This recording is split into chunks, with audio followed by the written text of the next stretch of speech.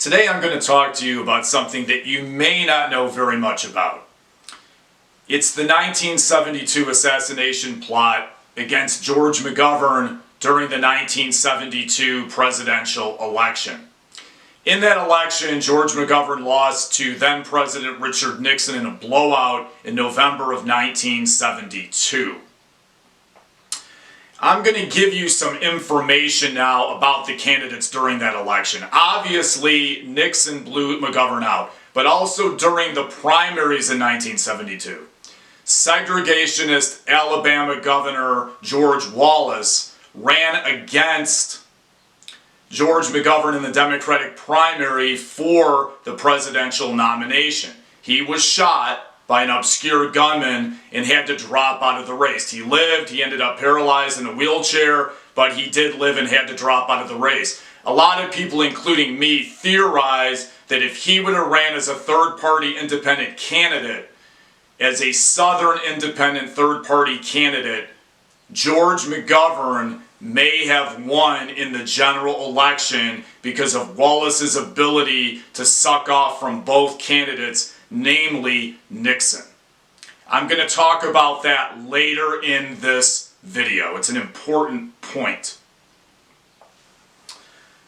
Okay, I've got some notes here and I've got kind of a fairly long outline and I'm going to talk to you about this today. George Mcgovern was very opposed to the Vietnam War and supported liberal policies to heavily tax the rich and big business and to aid the poor. Up to that point, Senator George Mcgovern was probably the most liberal Democrat that the Democrats ever ran for nominee for president. He was the candidate of the young. The parties have since changed quite a bit now. Now some of his views are actually probably more within the Republican Party than the Democratic Party. But at that time, he was very liberal for even the Democrats during that time period. Okay, now I'm going to talk to you about Fletcher Prouty.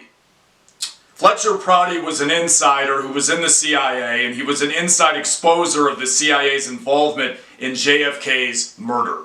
He had some views on this particular plot. He claimed on his internet show many decades ago, many years ago, that some of the same people that were involved in JFK's murder were also trying to kill George Mcgovern in 1972.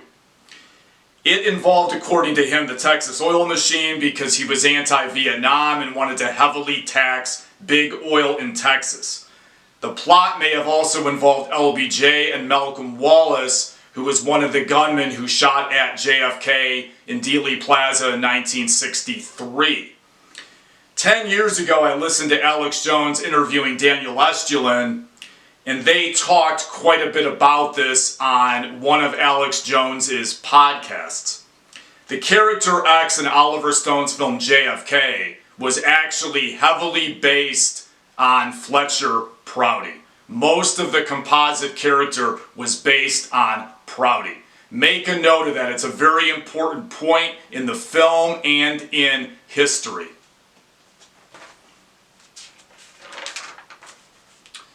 In fact, Prouty had to get his piece, The Guns of Dallas, published in an adult magazine called Gallery in 1975.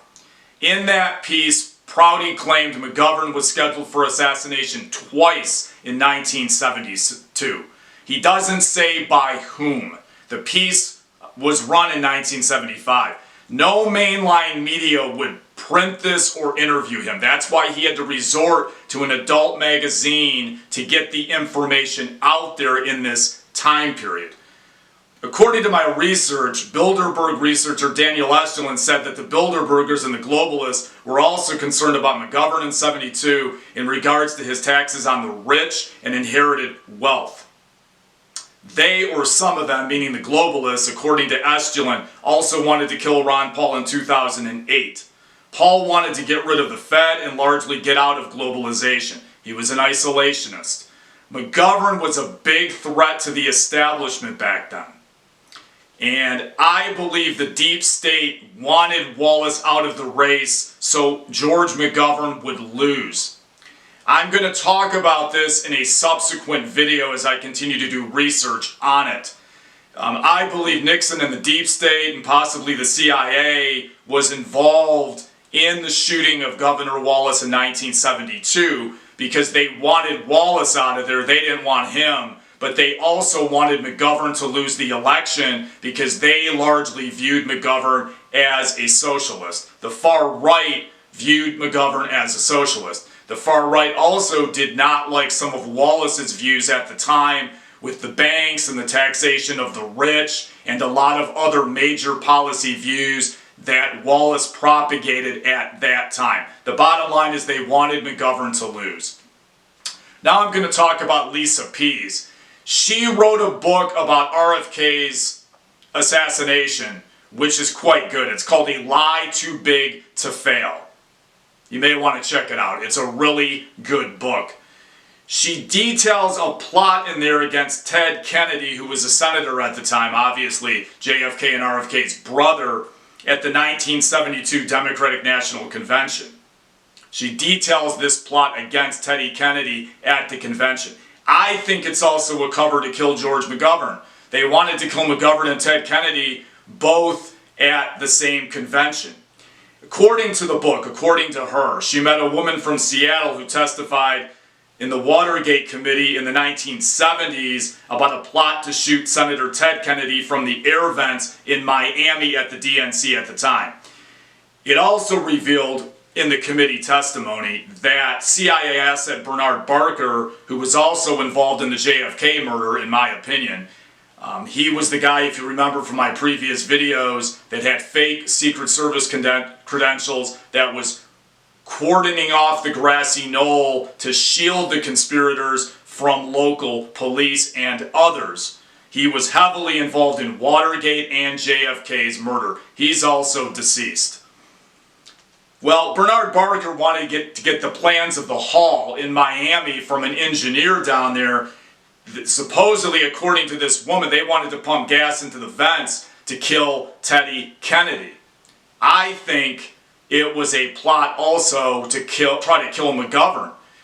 These people very much did not want certain people in power at the time, meaning the deep state. Bernard Barker was tied to Nixon. He was involved in the JFK's murder. He was heavily tied to Nixon. He was tied to a lot of people in the CIA that were involved in JFK's murder, in my opinion. George McGovern supported some of the same policies that JFK did. A lot of people really overlook that in history, but I don't. He wanted to get out of Vietnam like JFK did. He wanted to tax big oil and inherited wealth, and he also wanted to aid the poor directly like RFK and JFK did. When you take on the order of money in this country or the establishment on issues like war, taxes, and big oil, things like this can happen. McGovern essentially ran on a lot of JFK's agenda in 1972 when it comes to these bigger foreign policy and economic ideas. I believe a lot of the reason McGovern lost is because the money establishment didn't want him, and he ran during the wrong time period. Nixon had went to China, Nixon was still fairly popular, and it was a year before the Watergate scandal broke. One of the reasons I think Hubert Humphrey in 1968 lost to Nixon is because Humphrey moved away from JFK's vision of staying out of war, stopping police brutality, and reforming the government. Humphrey, in a lot of ways, was the establishment's candidate of the status quo and moved away from JFK's agenda. Remember, Nixon barely beat Humphrey in 1968. McGovern ran on a very different agenda from Humphrey in '68. He ran on more of JFK's vision, and that's why he was more of a threat to the establishment than Humphrey was. Once again, thank you for your time, thank you for your consideration. Please make a note that my next video is on Jim Garrison's independent investigation of JFK's assassination. It's a very important part of history, I hope you watch that video. Thanks for your time. It's free to subscribe.